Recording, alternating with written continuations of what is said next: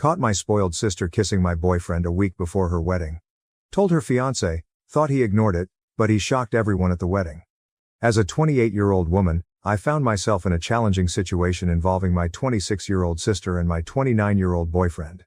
My sister's wedding was fast approaching, and I began to notice that her behavior around my boyfriend was becoming increasingly peculiar. Initially, it wasn't anything overt, just small, subtle actions that left me feeling uneasy. It began with seemingly innocent comments where my sister would often say things like, "Wow, you're so funny," in response to my boyfriend's jokes, even when they were not particularly amusing. She laughed a bit too enthusiastically at everything he said. At first I tried to dismiss it, thinking that perhaps she was just being overly friendly due to the excitement surrounding the upcoming wedding. However, as time passed, I began to notice more troubling signs. She started to find excuses to touch him casually, like placing a hand on his arm during a conversation or lightly bumping into him as she walked past. These gestures were subtle yet unmistakable. I also observed her eyes lingering on him a bit too long when he wasn't looking, which made my stomach churn with discomfort. One evening, after we returned home from a family dinner where my sister had been particularly flirtatious, I decided to talk to my boyfriend about it. I turned to him and asked, "Did you notice how Sarah was behaving tonight?" He looked at me with confusion and replied, "What do you mean?" I then explained the behaviors I had observed, the excessive laughing, the unnecessary touching and the lingering glances. He listened, but after a moment he simply shrugged and said, "I think you're overthinking it. She's probably just excited about the wedding. It's harmless." Despite his reassurances, I couldn't shake the feeling that something wasn't right. The situation didn't feel harmless to me at all. Despite my boyfriend's reassurances, I couldn't shake the feeling that something was off. So I decided to keep a closer eye on things, hoping that I was just overreacting and that my suspicions were unfounded. But the next few weeks were tense. Every time we were around my sister, I found myself constantly watching her, noticing every little thing she did. It became clear that she was always trying to position herself near my boyfriend.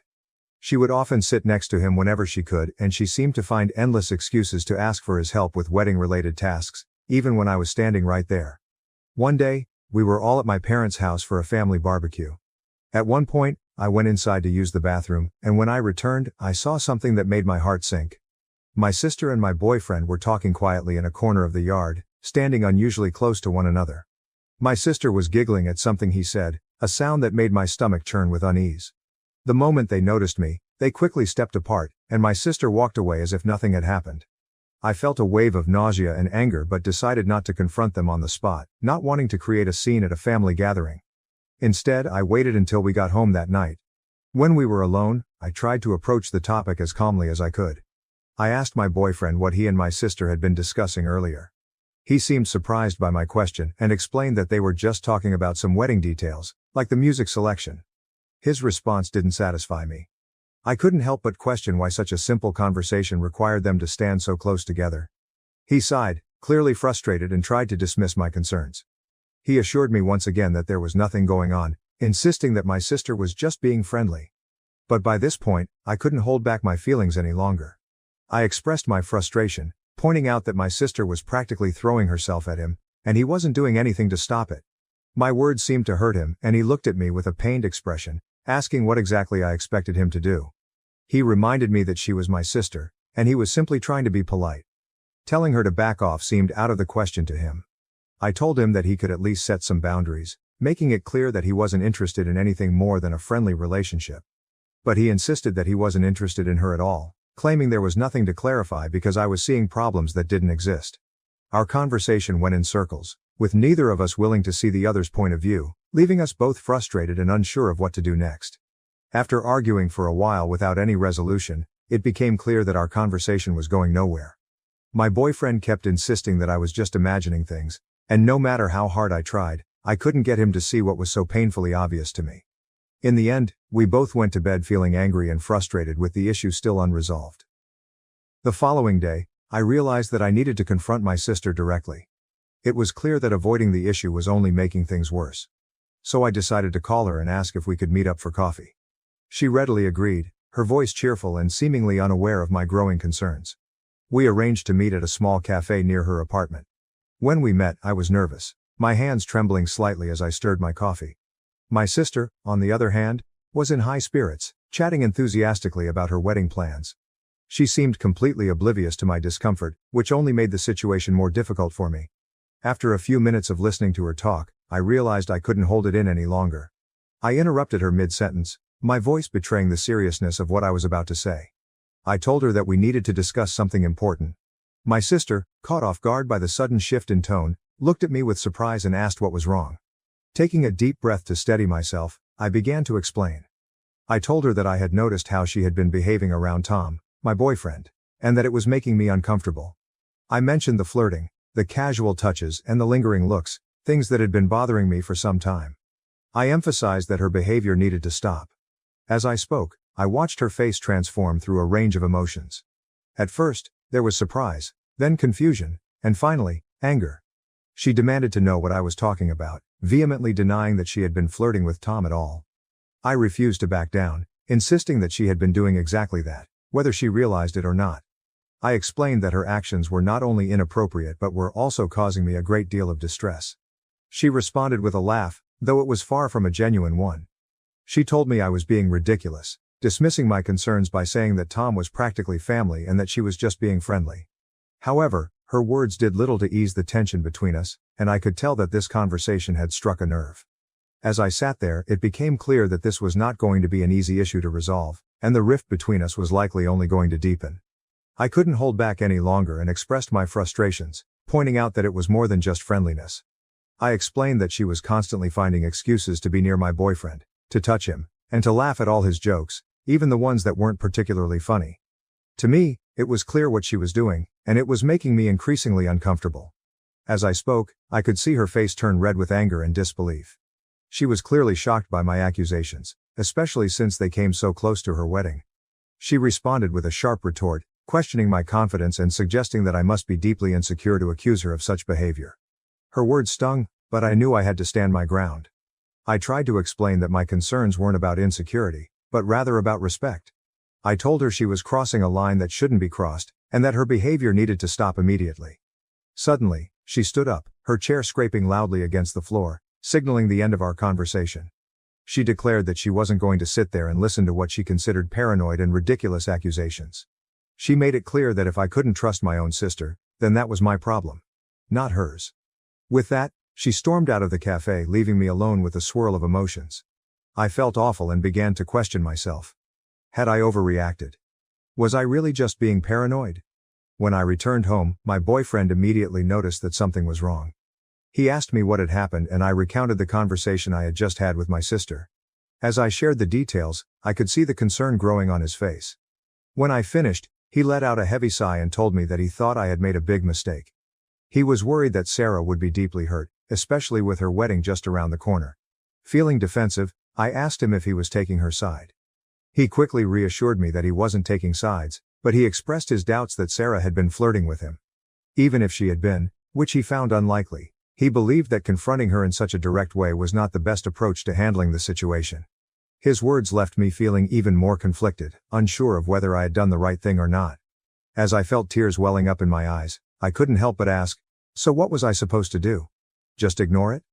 The frustration and hurt were clear in my voice. Sensing my distress, my boyfriend walked over and gently wrapped his arms around me. He suggested that perhaps I could have handled things differently, that maybe I could have talked to him more about it first or approached Sarah in a way that was less confrontational. He expressed concern that now, with the way things had unfolded, Sarah was likely upset with both of us, and that this could cast a shadow over her upcoming wedding, making everything feel incredibly awkward. Feeling overwhelmed, I pulled away from his embrace and questioned him. So this is all my fault? I needed to understand if he truly believed that I was to blame for the situation. He sighed deeply, clearly struggling to find the right words, and explained that he didn't mean to place the blame solely on me. However, he did think that I might have overreacted, letting my emotions get the better of me. We continued to argue for a while, but it became evident that we were not going to reach a resolution. There was a clear disconnect in our perspectives, and neither of us seemed willing to fully understand the other's point of view. Eventually, he decided to go to bed, leaving me alone with my swirling thoughts and doubts. The days that followed were filled with tension. My sister had stopped speaking to me entirely, creating a painful distance between us. My parents, having noticed Sarah's distress, called me, wanting to know why she was so upset. I tried to explain the situation to them, but I could tell from their responses that they too believed I had overreacted. As the wedding day drew closer, I found myself increasingly uncertain about what to do. I was supposed to be a bridesmaid, an important role that now felt more like a burden. I wasn't even sure if Sarah still wanted me to be part of her big day. My boyfriend, on the other hand, was still invited, and he suggested that we both attend to show that there were no hard feelings. But the thought of standing there, watching my sister walk down the aisle while knowing how angry and hurt she was, made me feel physically ill. The entire situation had become a tangled mess, and I didn't know how to untangle it without causing even more pain. Several times I tried to phone Sarah, but she didn't answer.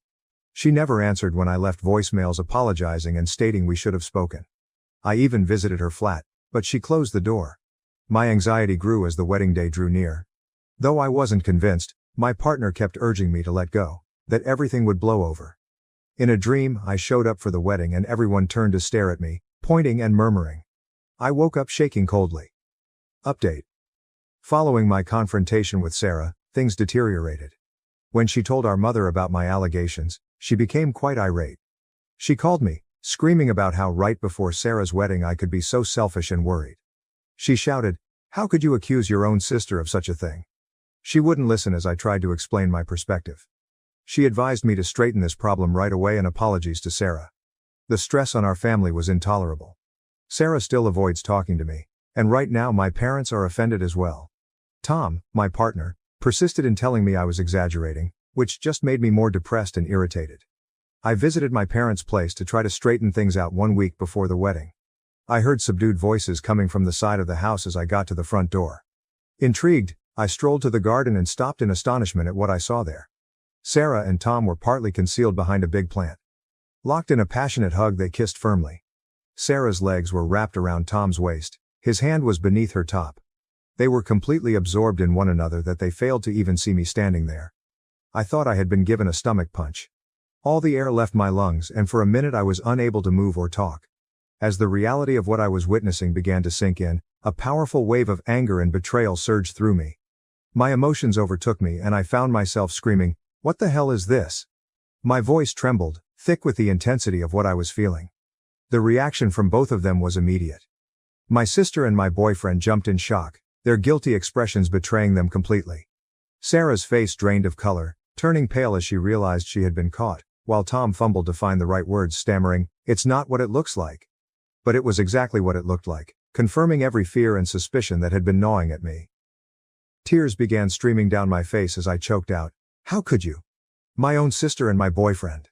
The pain in my voice was unmistakable.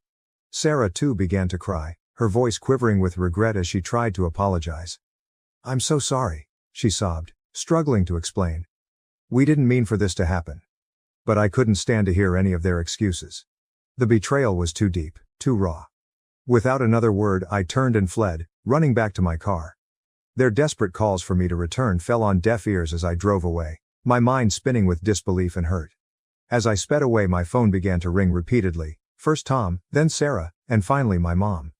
I couldn't bring myself to answer any of them. The pain was too fresh, too overwhelming. When I finally arrived home, I felt numb. I immediately packed a bag with some clothes and the essentials I would need for a few days. I couldn't stay here, not after what had just happened. I sent Tom a final text message, simply stating, "We're done, don't try to contact me again." Then I turned off my phone, cutting off any further communication, and left. Now I'm writing this from a hotel room in a nearby city, unsure of what my next steps should be. With the wedding just a few days away, I know there is no way I can attend. My relationship is shattered and the bond I once shared with my sister may be irreparably damaged by this betrayal. It feels as though my entire world has been turned upside down. Everyone made me feel like I was crazy for suspecting something was wrong, but in the end I was right all along. The pain of that realization is almost too much to bear, and I find myself questioning how I will ever be able to trust anyone again after this. So Reddit, any advice on how to move forward from here would be appreciated. Update. After the devastating shock of discovering my sister Sarah with my now ex-boyfriend Tom, I spent several days in a fog, struggling to process what had happened.